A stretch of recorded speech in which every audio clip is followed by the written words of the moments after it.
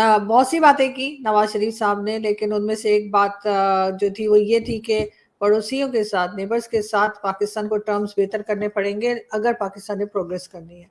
यकीनन नवाज शरीफ साहब का इशारा भारत की तरफ। साहिब साहब, आपको ऐसा नहीं लगता कि अब नवाज शरीफ जो कि अगले वजीर आजम बनने जा रहे हैं वो आएंगे तो हमारे ताल्लुकात हमारे हमसाया मुल्कों से बेहतर होंगे? मुझे ऐसा लग रहा है, आपको ऐसा नहीं लग रहा? और साथ आपका मुल्क है वो उनने वो नया प्रोजेक्ट अपने चांद पे बंदा भेजने का बना लिया प्रोग्राम। वहां पे गूगल वाले अपने नया नया सेलफोन बना रहे हैं अपना वहां। और भारत ही उस वक्त तक, इंडिया आज भी मेरे ख्याल में वो खुल खुला के कई दफा बात करते हैं भारत में कि हमें समझ नहीं आती बात किससे करें। हालांकि अब तो उन्हें पता चल चुका है, इतना अरसा हो गया कि इसे डिफेंस स्टेट है, इससे किससे बात करनी है। लेकिन वो दूसरी पार्टी हमारी वो कंफ्यूज नर्वस सी रहती है। नवाज शरीफ साहब ने तकरीर की अपनी, उन्होंने कहा है कि मैं कितनी फैक्ट्रियां कहां लगाना चाहता हूं। मैं इस वक्त कौम को दो मसले दरपेश हैं, टेररिज्म का और इकोनॉमी का। कोई उन्होंने दोनों के बारे में बात की है? उन्होंने कहा है कि मैं किस तरीके से मैं इस कौम की किस्मत बदलूंगा? कोई बताया उन्होंने? और मैं यहां पे एक और अर्ज करना चाहूंगा आलिया, उनकी जेब में सिर्फ दो कार्ड है इस वक्त, नवाज शरीफ की जेब में दो कार्ड। एक वो इंप्रेशन देते हैं हमेशा कि मैं मिडिल ईस्ट के शेखों से पैसे ले आऊंगा, उनको पाकिस्तान में ले आऊंगा पैसे लेकर। एक कार्ड उनके पास दूसरा है। दूसरा कार्ड वो हमेशा ये कहते हैं कि मैं भारत के साथ रिलेशनशिप ठीक करूंगा। क्या ये कर पाएंगे? क्या इनका पोर्टफोलियो इजाजत देता है? भारत का रिलेशनशिप तो इनके पोर्टफोलियो का हिस्सा ही नहीं है, वो तो डिफेंस का हिस्सा है।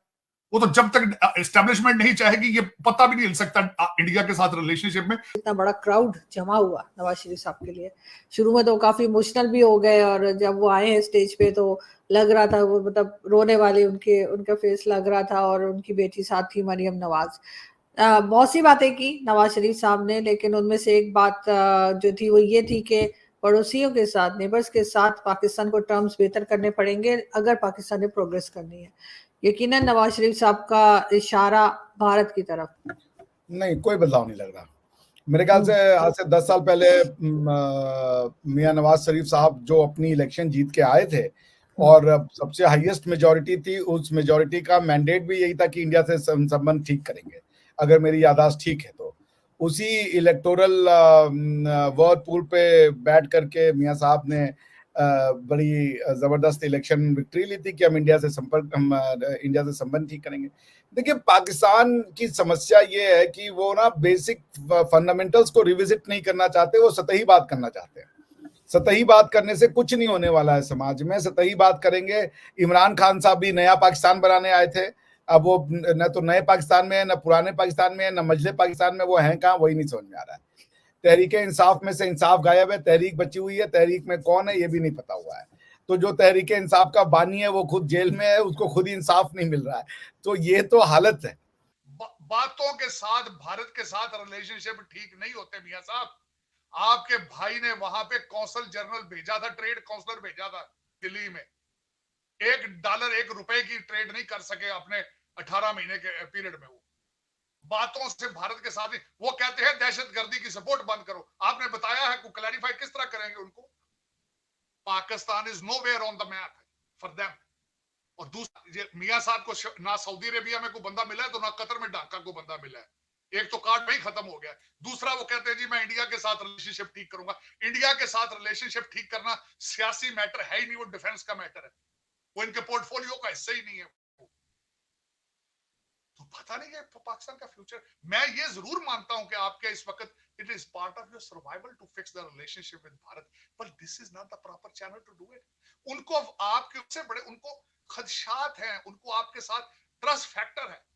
मियां साहब किस तरह बहाल कर लेंगे जब मियां साहब के पास सारी फाइलें ही नहीं, फोल्डर ही नहीं, सारा कुछ। जब एजेंसियां मियां साहब के नीचे काम ही नहीं करती तो वो किस तरह ये सारे रिलेशनशिप ठीक कर लेंगे?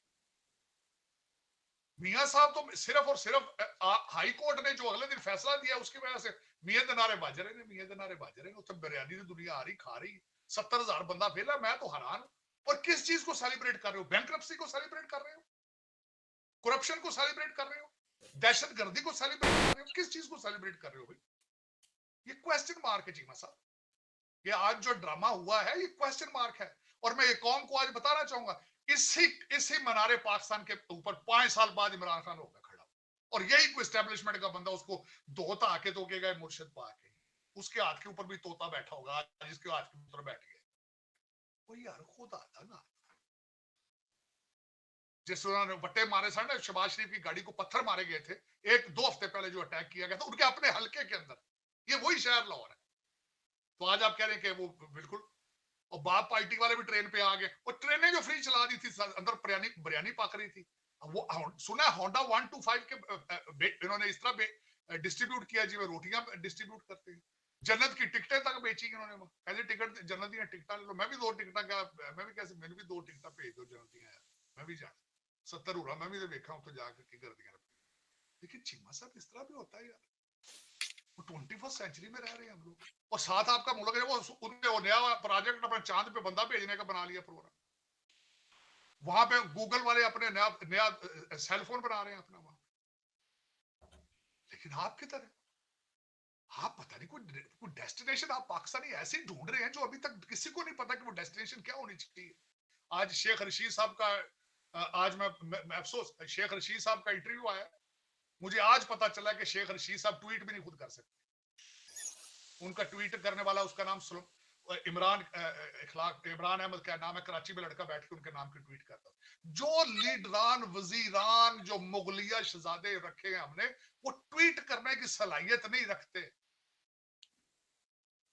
मियां सब क्या देंगे आप पाकिस्तान? 2017 से पहले जब नवाज शरीफ पाकिस्तान के प्राइम मिनिस्टर थे, तब उनकी कुर्सी गलत तरीके से एस्टेब्लिशमेंट ने हथिया ली और उन्हें झूठे केस में फंसाकर जेल भेज दिया।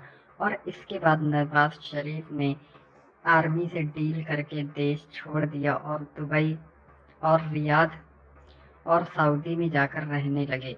अब जब वापस से पाकिस्तान के अंदर जो पॉलिटिकल क्राइसिस है वो बहुत ही ज़्यादा बढ़ गया, इमरान खान बेकाबू हो गया और उसे जेल में डाला गया। जिस तरह से नवाज शरीफ को हटाया गया था, उसी तरह इमरान खान को भी हटाया गया तोशाखाना केस में, जो कि एक लेजिट केस था। लेकिन इस चीज़ को आर्मी सबड्यू कर सकती थी अगर दोनों, इमरान खान, पीटीआई, आर्मी एक पेज पर होते। लेकिन क्योंकि आर्मी का ऐसा मानना था कि इमरान खान रोग हो चुका है, तो अब इसको हटाना ज़रूरी है। और इस समय पाकिस्तान के अंदर इमरान खान की पॉपुलैरिटी को देखते हुए कोई भी ऐसा चेहरा नहीं था जो उसे रिप्लेस कर पाए, एक्सेप्ट नवाज शरीफ के। लेकिन नवाज शरीफ का भी आज ग्राउंड में उतना सपोर्ट नहीं है जितना एक वक्त पर हुआ करता था, क्योंकि खुद आर्मी ने बहुत ही ज़्यादा डाउनग्रेड करी है उनकी reputation along with his party. Nawaz Sharif ने आते साथ ही जो भाषण दिया उसमें कुछ इम्पोर्टेंट चीज़ें नोट करने वाली हैं, जैसे कि उन्होंने कहा कि वो भारत के साथ अच्छे रिलेशंस चाहते हैं, और उन्होंने ऐसी कई प्रोग्रेसिव बातें करी जिनको सुनकर एक आम भारतीय को विश्वास नहीं होगा, और उस पर विश्वास करना भी नहीं चाहिए, क्योंकि पाकिस्तान के अंदर आर्मी जो जाती है वही होती है। खासकर इस समय नवाज शरीफ के पास कोई मैंडेट भी नहीं है और उनके पास कोई पोर्टफोलियो भी नहीं है, तो ऐसे में नवाज शरीफ के भाषणों को बहुत ज़्यादा सीरियस नहीं लेना चाहिए। और वैसे भी भारत की जो मौजूदा गवर्नमेंट है वो तब तक किसी मामले पर कॉम्प्रोमाइज़ नहीं करेगी जब तक भारत के रिजर्वेशन पाकिस्तान अच्छे से एड्रेस ना करे।